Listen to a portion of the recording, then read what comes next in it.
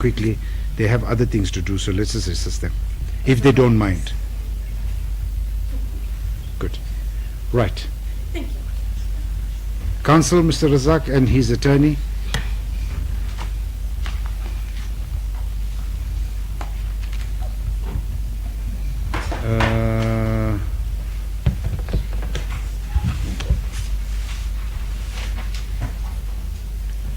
Sorry, Mr. Ndlovu, you have to make some space.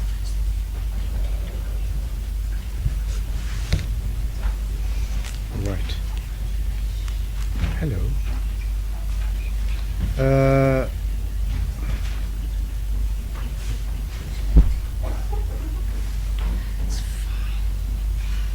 Thank you, my lord. If I may call case number SS095 of 2025, the State versus Tiffany Meek Pleads. Ms. Meek is in custody. Appearances are as before, and today is the 22nd of April 2026. And the matter has been postponed for plea explanation and section 220 admissions, my lord. All right.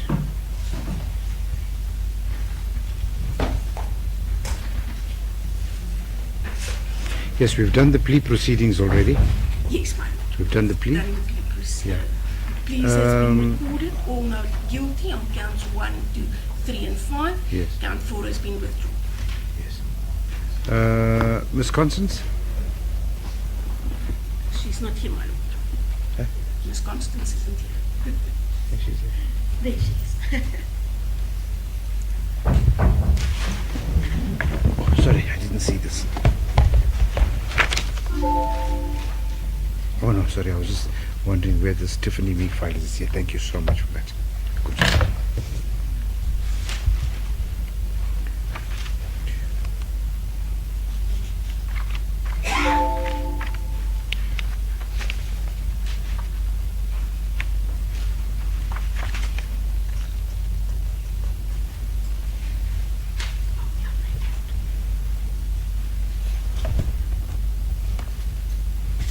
Yes, thank you. Well, whenever we're ready. Oh, we're on record. Thank you. Thank you, my lord. I suggest we start with the plea explanation and then 220s. Yes, that will be a good starting point. Thank you. Ms. Meek, you are more than welcome to take a seat, ma'am. Thank you. Mr. Razak, sir. Thank you, my lord. My lord, I have to confirm my appearance on behalf of the accused.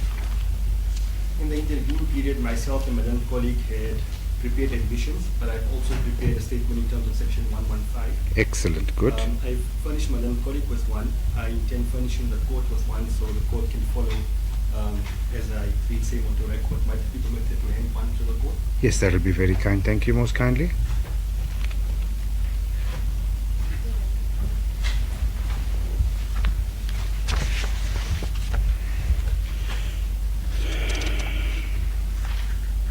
Yes, thank you, Mr. Razak, sir. May I be permitted to read same onto record? Yes, that will be very kind. I, the undersigned, do hereby declare as follows. I am the accused in this matter, and I have been advised of my constitutional rights to remain silent, notwithstanding this right I still elect to make this statement in terms of section 115 of the Criminal Procedure Act 51 of 1977 as amended. I stand charged inter alia with murder, defeating the ends of justice, and criminal injuria. I have entered pleas of not guilty to all charges preferred against me, and I accordingly tender the following plea explanation in terms of section 115 of the Criminal Procedure Act. The state alleges that I murdered my minor child, Jayden-Lee Meek. The further charges preferred against me, namely defeating the ends of justice and criminal injuria, arise from allegations that I reported my minor child as missing and furnished a false statement in that regard. The state's contention being that such report was made with knowledge that I was responsible for the death of my minor child. Insofar as the charge of criminal injuria is concerned, the state alleges that I unlawfully and intentionally impaired the dignity of a member of the South African Police Services during the course of reporting the incident and or in the course of the subsequent search for my minor child. I deny all charges against me. At the outset, I report that the state has no direct evidence implicating me in the commission of offences which I am charged and appears to rely on circumstantial evidence from which it seeks to draw inferences based on what the state contends are objective facts. I will contend that such inferences are neither the only reasonable inferences to be drawn nor consistent with all the proven facts. I, on the other hand, can do no better but to give an account of what I did once I had realized that my minor child had not returned from school.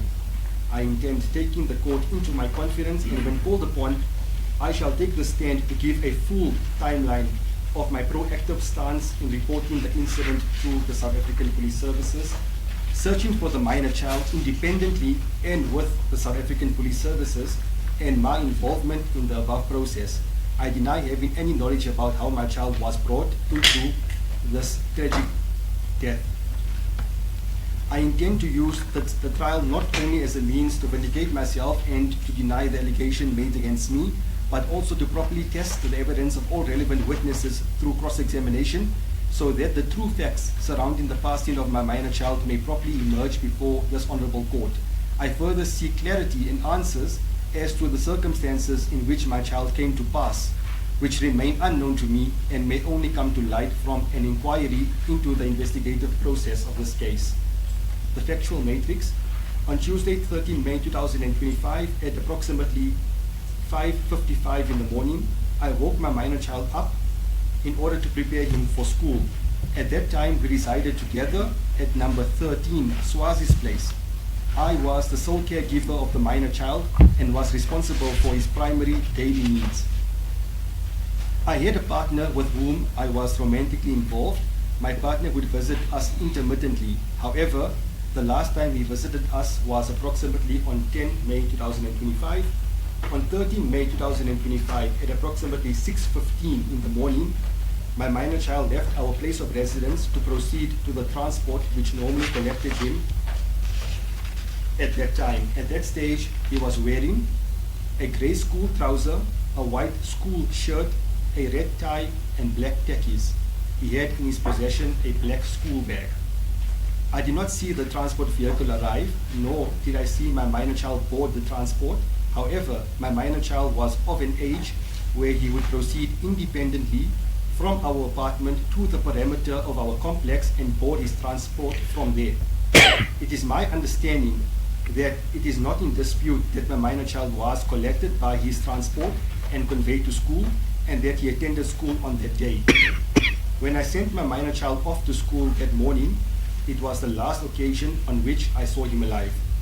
On 13 May 2025, I was at home the whole day, save for an instance at approximately 17:10 to 17:15 in the afternoon, where I went to a nearby tuck shop to buy cigarettes. I was working from home that day, and I am employed as an executive assistant at the Jumpstart Foundation, situated at 258 𝐬𝐮𝐬𝐜𝐫𝐢 Drive, Blackheath. There's a spelling error there. Yes. Okay.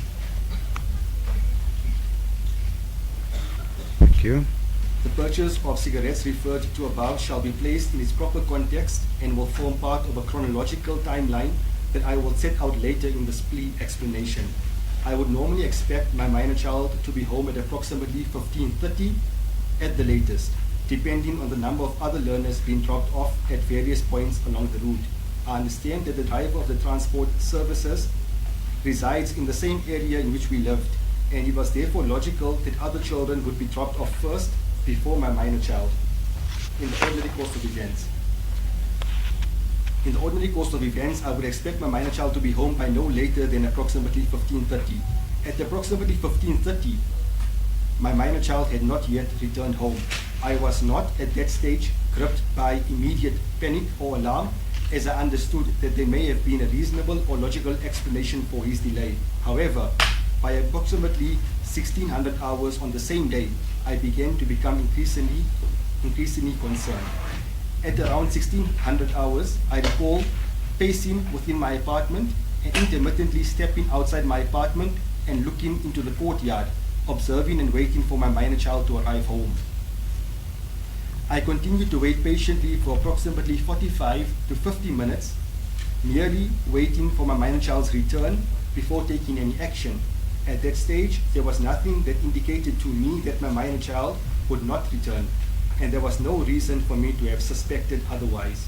I reassured myself that there would likely be a reasonable explanation for his delayed return. The remainder of the timeline is best reported through the WhatsApp communication between myself and my mother, which accurately and objectively reflect my subsequent action when I firmly realized that my minor child's non-return was vastly out of the ordinary. On the same date, 13 May 2025, the following WhatsApp texts were exchanged with my mother, inter alia. At 16:52, I requested my mother to lend me an amount of 150 Rand, which I intended to use to purchase cigarettes. I informed her that I needed to smoke as I was becoming increasingly stressed due to my minor child not having returned from school.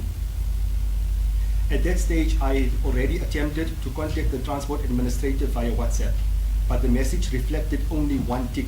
My minor child was ordinarily home much earlier than that time.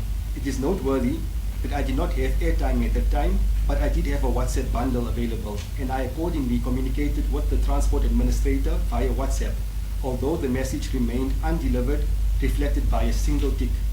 At 17:06, my mother sent me funds. Minutes later, I proceeded to the nearby tuck shop to purchase cigarettes.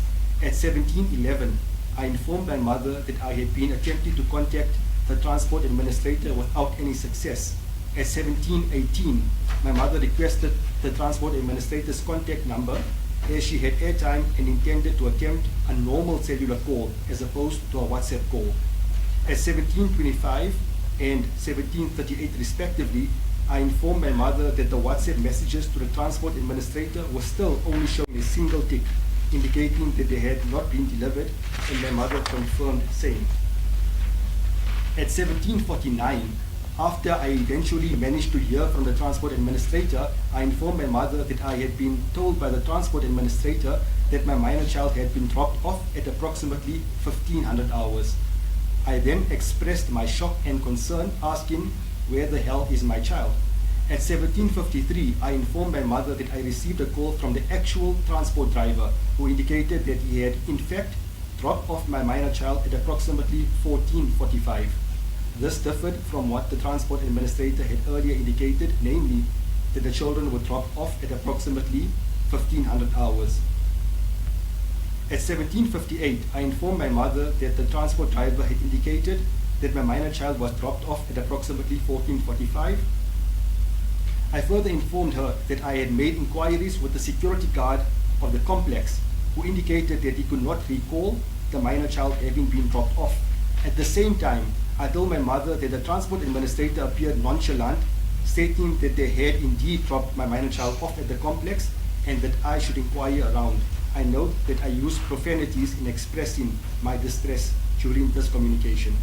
At 18:01, I informed my mother that I intended to go to certain units within the complex and make inquiries from some of the other children as to whether they had seen the transport vehicle drop my minor child off, or whether they could provide any information that may be of assistance.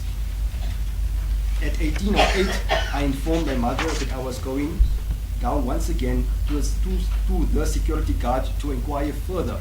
At 18:14, I informed my mother that I would continue checking for any information, but that if nothing materialized by 1900 hours, we would have to proceed to open up a case with the South African Police Services. At 18:22, my mother indicated that she was waiting for her partner so that he could come through to assist, and that his phone was not reachable as it was dead. At 18:23, I advised my mother that it was pointless for her to come through at that stage. I further informed her that if my minor child was not found by 1900 hours, I would proceed to the South African Police Services, as I could not simply sit and wait for him to return. I also stated that it was already dark, approximately 18:30, and that he should have been home, or at least within the complex. At 18:24 and 18:25 respectively, my mother suggested that she book a Bolt to come to me. I informed her that it would be better for her to book a Bolt for me to come to her instead and leave to the police station from there. I further indicated that I needed to get ready quickly and that she should advise me on what to do, as I needed to wash up and attend to myself, as I was on my monthly cycle at the time. At 18:36, I informed my mother that the teacher had indicated that my minor child left school with the other children as usual.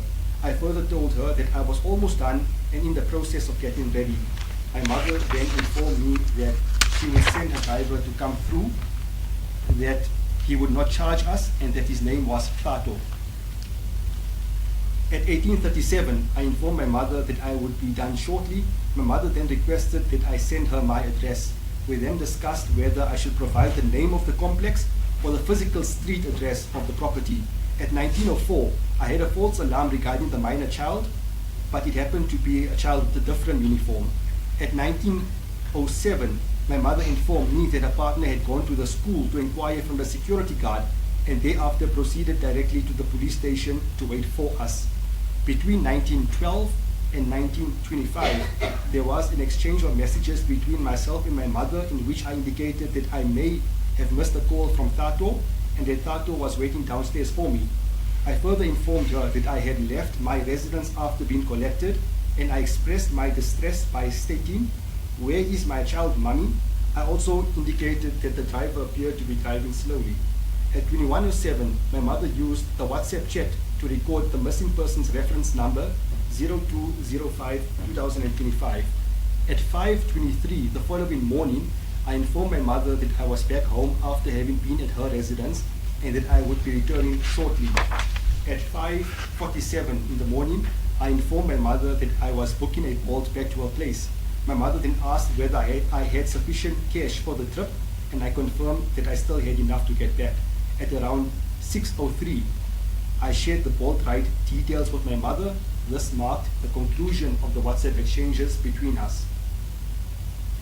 The above WhatsApp messages reflect my interaction with my mother in real time and simultaneously provided an accurate chronology of my movements, my thought process, my intentions, and my emotional state during that period. After receiving the missing person's reference number, the South African Police Services assisted us in taking steps to follow up on all possible leads. The police escorted myself and my mother, who traveled with them, while a convoy was formed with my sister, brother-in-law, my mother's partner, and my brother traveling in a separate motor vehicle. The police team consisted of approximately 6 members, both male and female officers.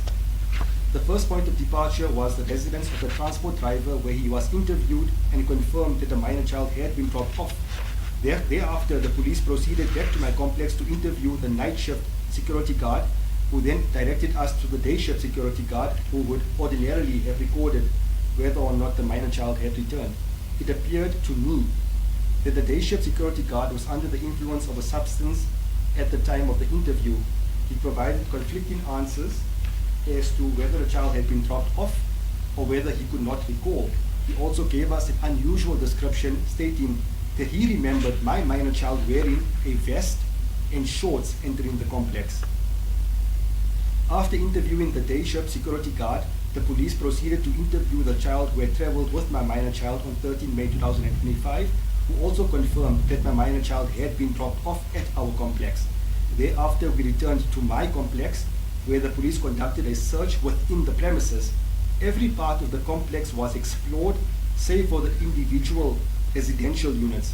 My brother was particularly insistent that the police search each possible unit within the complex. The police, however, indicated that this was not permissible in the absence of a warrant. At approximately midnight, the search was called off by the police. At approximately 1:55 in the morning of 14 May 2025, we returned to my mother's residence, as all family members were present there, and we were using her home as a central point to strategize and plan our next course of action. It is noteworthy that my mother resides in close proximity to the Florida police station, where we had opened the complaint and which was responsible for all investigations. I had left my details with the complex security guard if the minor child was found and returned to my complex. As reflected in the WhatsApp communications with my mother, at approximately 5:23 on the morning of 14 May 2025, I returned from my mother's residence to my own home in order to bathe, as I was on my menstrual cycle, as had previously been communicated to my mother the day before. My intention was to bathe, change my sanitary protection, change my clothing, and proceed to the police station as early as possible to continue with the search an investigation. At approximately 5:47, I had completed bathing and was ready for my return to my mother's residence, and thereafter proceeded to the police station. At around 6:50, I received a call, ironically, from the transport personnel informing me that my minor child had been found at the complex. I immediately woke every member of my household who was sleeping, who was at my mother's residence, and we proceeded to my complex. Upon arrival, we were informed that my minor child had been found on the stairway landing close to my residential unit within the complex. Thereafter, he was rushed to hospital. Fortuitously, en route to the hospital, we encountered a police officer who escorted us for the remainder of the journey to Discovery Hospital. My minor child was declared dead on arrival, or at least presumed to be so on arrival at the hospital. I spent the majority of the day at the hospital. I recall having handed over the keys to one of my family members to deliver to the police so they could commence with investigations. My apartment was handled in my absence on the 14th of May 2025. Later that day, on 14 May 2025, I was requested to attend and answer certain questions. However, I was not in fact asked any substantive questions at that stage. I was also instructed to go home and collect my minor child's birth certificate in order to facilitate the processing of his death and to complete the necessary administration documentation. The school bag. As can be seen from my version, I was home at all material times on 13 May 2025, and my minor child did not return home that afternoon. I did not see him thereafter until he was found on the stairway landing in the early hours of the morning on 14 May 2025. To address the so-called elephant in the room, I have already indicated that there is no direct evidence against me. However, circumstantially, it is the state's version that my minor child's school bag was allegedly found within my apartment. The state seeks to rely on this allegation to suggest that my minor child must have returned home and that I was therefore in possession of information inconsistent with my version that he did not return home and was at all material times thereafter missing. Insofar as it is alleged that my minor child's school bag was found in my apartment, I have already indicated that I have no knowledge as to how or if this occurred. I do not recall observing any such bag within the premises at any time on 13 or 14 May 2025. In particular, it is alleged that the bag was found in my minor child's room. I specifically state that when I later returned home on 14 May 2025 to collect my minor child's birth certificate, I did not observe any bag in his room. The area in question would have been within my direct line of sight and would not reasonably have escaped my attention. Had I in fact observed anything of that nature, I would have immediately brought it to the attention of the police. The school bag is alleged to have been found in my minor child's room on 14 May 2025. However, it is also a matter of record that no police officer appears to have noticed it on that day. And in fact, the bag was only seized on 16 May 2025. I find this difficult to comprehend, particularly in light of the fact that my unit was searched for clues, including the use of specialized sniffer dogs on 14 May 2025 by several members of different policing and investigative units. It is inconceivable to me that such an item, if it was indeed present and in plain view, would have not been discovered during those searches. It is ironic that on the 14 May 2025, members of community were called in for the recovery of the bag and or uniform of the minor child, and this was top of the agenda. As aforementioned, when I returned later during the course of 14 May 2025 to collect my minor child's birth certificate, I did not observe the bag in question at the place where it was alleged to have been found, positioned, and or photographed. What further appears unusual is that on 15 May 2025, during the memorial vigil held for my minor child, several members of my family entered my apartment in order to fill water into an urn, and they likewise did not notice or come across the said bag. I intend to call these individuals as defense witnesses in due course. I did not observe the said bag when I returned to my apartment on 14 May 2025 to collect child's birth certificate, and the multiple members of various policing units My Lord, may I just see if I get a duplication of... That's correct. If I did not observe the said bag when I returned to my apartment on 14 May 2025 to collect my minor child's birth certificate, and if multiple members of various policing and investigative units who searched my unit on the same day likewise did not notice or seize the bag, and further, if members of my family who entered my apartment on 15 May 2025 during the memorial vigil also did not observe the bag, then the reliability of the allegation that the bag was present and in plain view on 14 May 2025 is placed in serious doubt. In the circumstances, the inference sought by the state is not the only reasonable inference to be drawn. On the contrary, the probabilities arising from the sequence of events are inconsistent with the assertion that the bag was present in my unit at the relevant time in the manner alleged. Accordingly, the more probable inference to be drawn is that the bag was at some stage moved, placed, or positioned in the location where it is alleged to have been found, which ultimately and materially calls into question the veracity and reliability of the state's version in this regard. What is, however, by far the most concerning aspect of the state's case, if all witnesses are led, is what appears to be an entirely speculative narrative to the effect that upon the alleged opening of the bag, blood was found on my minor child's books, and that I allegedly attempted to use chemicals to clean blood, with traces of blood purportedly being found in various parts of my unit. This allegation is, with respect, entirely denied and is not supported by the objective medical findings or forensic findings. The post-mortem examination does not, on any reasonable interpretation, support the conclusion that my minor child bled at all in the circumstances that would give rise to such a scene.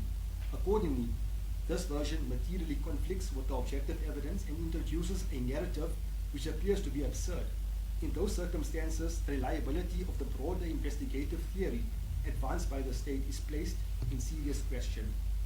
In conclusion, apart from the allegation that my minor child's school bag was found within my unit, there is no other evidence of real substance that the state can rely upon against me.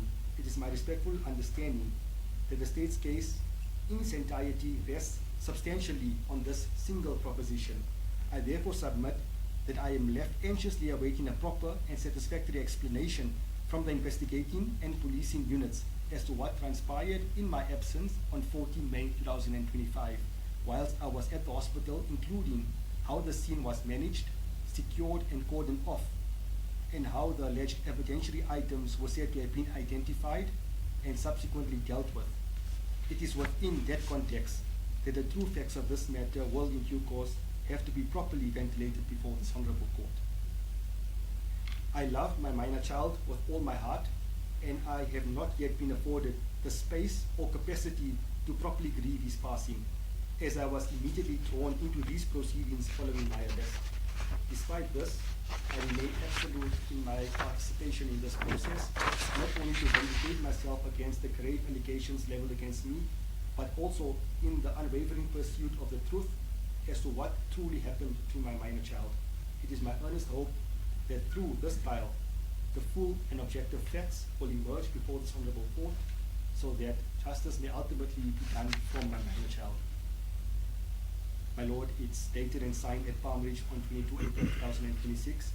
It's signed by the accused and co-signed by myself. And then please, this honorable court, I ask that it be accepted by the honorable court.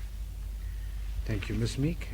You've heard the plea explanation that was read onto the record by your counsel, Mr. Razak. Do you confirm the contents of that plea explanation? And do you confirm that it is your signature that appears at the end?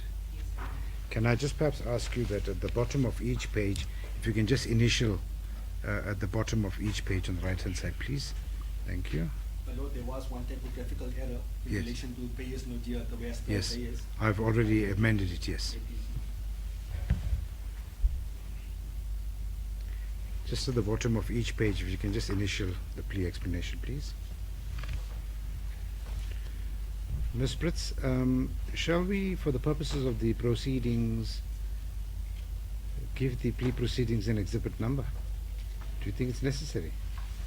I don't think No. it's necessary. Okay.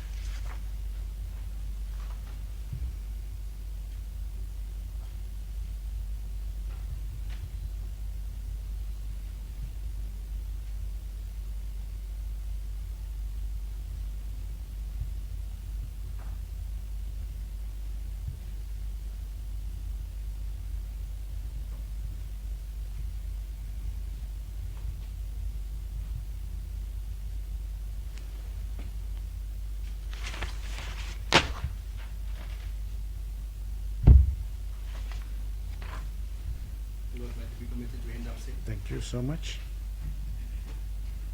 May please, Your Honor. Thank you, Ms. Meek. The court has received the plea explanation. I confirm your initials at the bottom of the document and duly signed both by yourself and your legal representative. Thank you. May you take a seat. Thank you, Ms. Thank you, Meek. Madam. Through discussions between myself and the representatives of the accused, they agreed to make certain formal admissions in terms of Section 220 of the Criminal Procedure Act. My Lord, I have reduced them to writing and I have prepared a sub-file. I just want the court to take note that Exhibit F I have bound separately because it's quite a substantial document. May I request that I hand it to the court for the court to follow that, please? Thank you.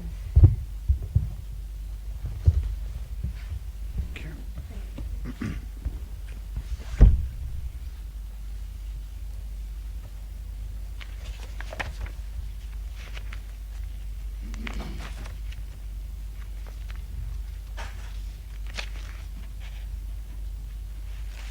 I read it into the record, Madam? Thank you. Paragraph 7, you've just got to fix up the typographical error. It's Discovery Hospital. Actually, it's Discoverers. Discoverers. I checked the name on it. Then, It's known Mr. Razak, locally. you've got to fix up your plea explanation. My Lord, I've never heard of Discoverers Hospital, but I accept that I may have made a mistake. No, it's locally known as Discovery Hospital, but when I went and looked at their documentation, it is actually Discoverers Hospital. Interesting. All right. Thank you. Thank you, my Lord. Exhibit A, admissions in terms of Section 220 of Act 51 of 1977. After consultation with my legal representatives and after having had insight into the police docket, the following formal admissions are made freely and voluntary without any undue influence by anyone. I have had regard to the advice of my legal representatives before I made these formal admissions. The following formal admissions are made. 1, that the deceased in count 4 is the person. Sorry, my Lord, I just want to double check myself. It should be the deceased in count 1. No, it is the deceased in count 4. That the deceased in count 4 is the person mentioned in the indictment, to wit Jayden-Lee, an 11-year-old boy. 2, the deceased Jayden-Lee, at the time of his death resided with his mother, which is me, the accused, at Unit 13, 𝐟𝐨𝐫𝐿𝐫 Place, Fleurhof, Roodepoort.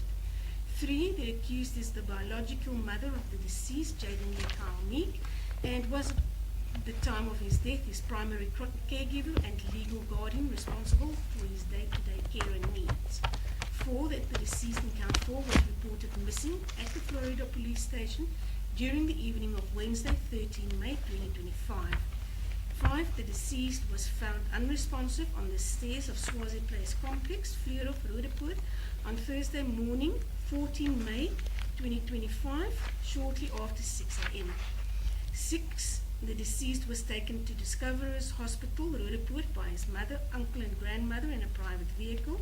The deceased sustained no further injuries, contributing to his death while being transported to Discoverers Hospital. 7, the deceased was declared dead upon arrival at Discoverers Hospital, Roodepoort, by Dr. 𝐬𝐮𝐬𝐫𝐿𝐫 at 7:27 a.m. on 14 May 2025. 8, the cause of death of the deceased was determined to be consistent with the blunt force head injury as per post-mortem report DR 593/2025, page 2, paragraph Roman numeral 5, attached here to as Exhibit B. 7, that Dr. 𝐬𝐮𝐬𝐫𝐷𝐸𝐿𝐫 conducted the post-mortem examinations on the body of the deceased on 16 May 2025 as per body number DR 593 of 2025. 7.1, that Dr. 𝐬𝐻𝐸𝐫𝐷𝐸𝐿𝐫 noted her main observations and conclusions on the post-mortem examination reports annexed hereto as Exhibit B. 7.2, the content of Exhibit B are admitted as being both true and correct. 7.3, that from the time the deceased in count 4 died as a result of the injuries noted as per Exhibit B until such time that Dr. 𝐬𝐻𝐫𝐞𝐿, Part 2, conducted the post-mortem examination on the body of the deceased on 16 May 2025. The body of the deceased sustained no further injuries. 7.4, paragraphs taken of the deceased bearing body number DR593 of 2025 during the post-mortem examination by Dr. 𝐬𝐻𝐫𝐿, Part 2, on 16 May 2025 are attached here too as Exhibit C. These photographs were taken by the Chief Forensic Pathology Officer, Monedi Gore-Kwang. 7.5, the contents of Exhibit C is admitted as both true and correct. Paragraph 8. The photographs and key thereto attached here too as Exhibit D are photographs taken on the 14th of May 2025 of the deceased at Discovery Hospital after he was declared dead, as well as photographs taken on the 14th of May 2025 of the bedrooms in Unit 13, Swazi Place, Vleerhof, where the deceased and accused resided. The photographs taken on 14 May 2025 depicts the rooms and the items found in the rooms. 9. The contents of Exhibit D are admitted as being both true and correct. 10. The photographs and key thereto attached here to as Exhibit E are more photographs taken on the 16th of May 2025 of Unit 13, Swazi Place, Vleerhof, and items found there after a family member of the accused, Mr. 𝐬𝐮𝐫𝐿, summoned the police to the unit. 11. The contents of Exhibit E are admitted as being both true and correct. 12. The bail application transcript recorded in Roodepoort Regional Court under case number SH233 of 2025 is attached here too as Exhibit F. The contents of Exhibit F is admitted as being both true and correct. 14. The cell phone number 076-652-4464 was the regular cell phone number used by me, in brackets, the accused, at the time of the deceased. At the time the deceased was reported missing, and at all relevant times thereafter, until my arrest on 11 July 2025. 15. Captain 𝐬𝐻𝐫𝐿 analyzed the cell phone data and or information provided by my cell phone service provider with Vodacom for the number 076-652-4464 and drafted the report setting out the data information and conclusions he came to during his analysis of the data and information provided. The report is attached here too as Exhibit G. If I may just ask for that to be amended, it should not read Exhibit F, but should read Exhibit G. And the content of the report is confirmed as being both true and correct. The accused signed the admissions as well as the legal representative. My Lord, I can just note that I realize that Exhibit G is not currently before the court. I will just make copies and hand it into the file, but my learned friends do have a copy of the said report of Captain Botha. Thank you, my Lord.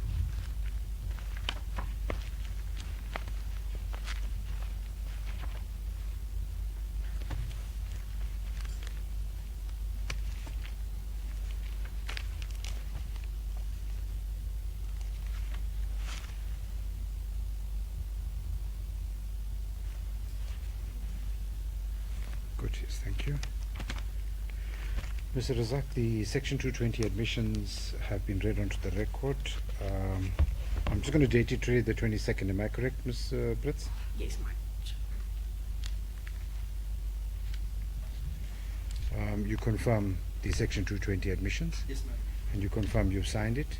Correct, my lord. Ms. Meek, you've heard the admissions in terms of Section 220 that have been placed on record. These are facts that have been admitted by yourself in terms of the relevant section, whereby it becomes unnecessary for the state to lead evidence in respect and to prove these matters. You confirm your signature on the admissions. Can you please be kind enough just to initial each page at the bottom as well? Thank you.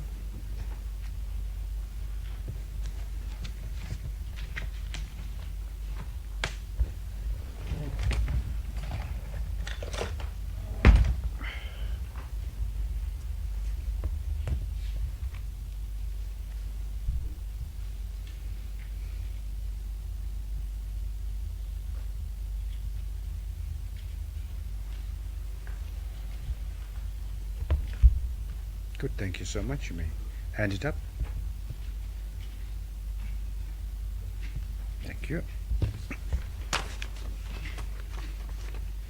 Good, that's the admissions in terms of Section 220 of Act 51 of 1977. Ms. Meek, you may be seated. Thank you. Thank you, my lord. Then, Right, where to from here, Ms. my lord, from here, the state requests postponement for the To call start witnesses. dealing Witnesses, my lord.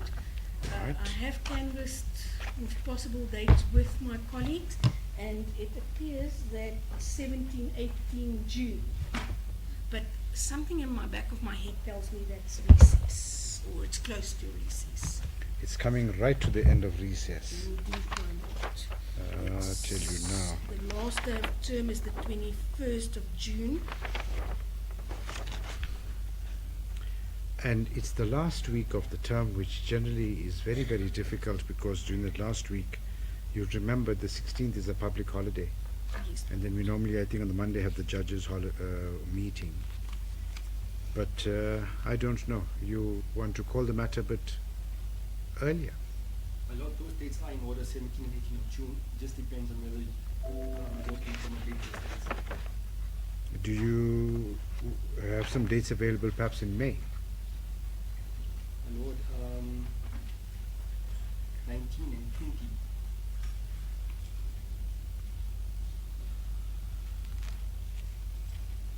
Now we've got State versus Slabbert, Mr. Badenhorst's matter. That's that big case. Yeah, it's a long matter. The last week of May, the 26th, 27th, 28th, 29th. My lord, unfortunately, I'm with your sister in a part of the matter. It's been running for a long time. Okay. Um, 12, 13, 14, 15. My lord, it's the same matter. It's been located for like 2 or 3 days at any given time. Which court is it in?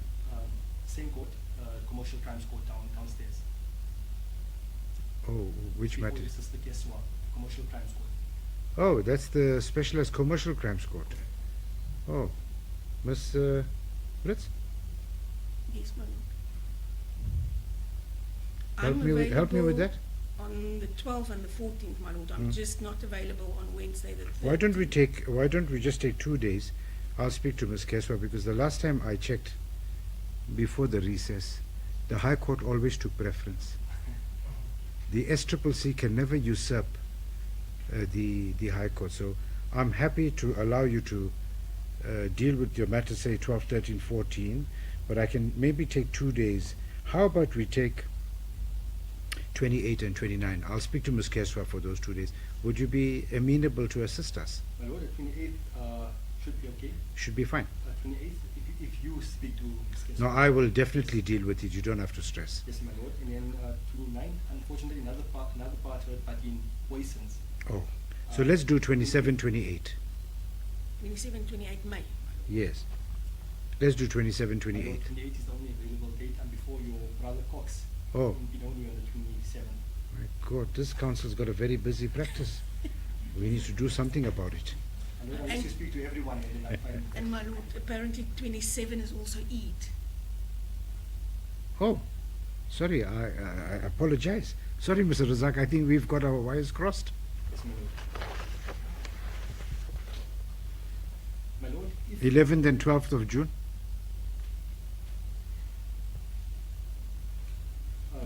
would be in order, my lord. Ah, that's better. Let's just quickly Ms. Blitz, just take a look.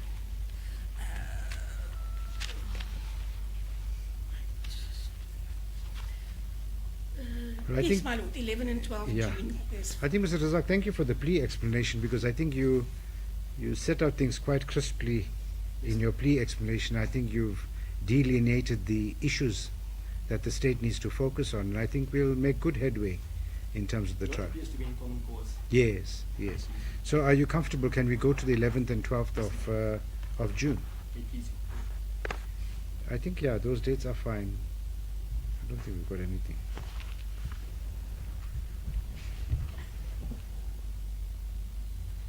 Yeah. We'll go on to those dates. Thank you, my lord. That is suitable.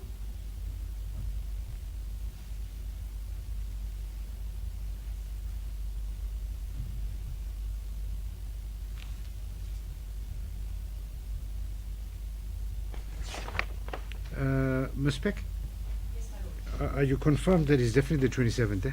Yes. 100%. Can I mark it off my... I'm marking it off my diary now. Because both Mr. Razak and myself would not be here. Yes, I was wondering about that. You see, thank you. You'll be our local police. Ms. Meek, you may then rise. Thank you. Right, so we've made good headway in terms of the fact that we've got a plea explanation. The admissions have been done, so everything is now clear as to what the state needs to focus on moving forward. Ms. Brits has indicated that the matter is ripe now to be postponed in order that we may now commence with listening to the evidence of the state witnesses. By agreement between the parties, your matter then is postponed back to the High Court of South Africa, Gauteng Division, Johannesburg, sitting here at the Magistrates Court, Palmridge, DC 13, to Thursday, the 11th of June 2026 at 09:30 or soon thereafter as the matter shall be heard. You are in trial, you are in custody, you shall remain in custody until then. The matter is set down for both the 11th and the 12th of June 2026 here in court 13 Palmridge. Good. Thank you. You may stand down. Thank you, counsel. You also may you may stand down. Ms. Brits, you are also excused. Thank you so Thank much. you. I think we've made good headway in the matter. Thank you, counsel. Thank you. You're excused. Members of the media, those who want to be excused, you're also welcome to be excused. Thank you. And sorry for the delay. The system quickly. They have other things to do, so let's just assist them, if they don't mind. Good. Right. Thank you. Counsel, Mr. Razak and his attorney.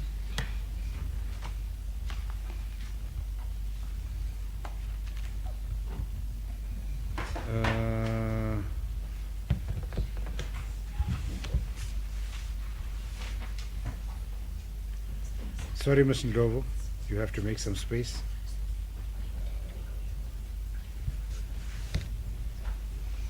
Right. Hello.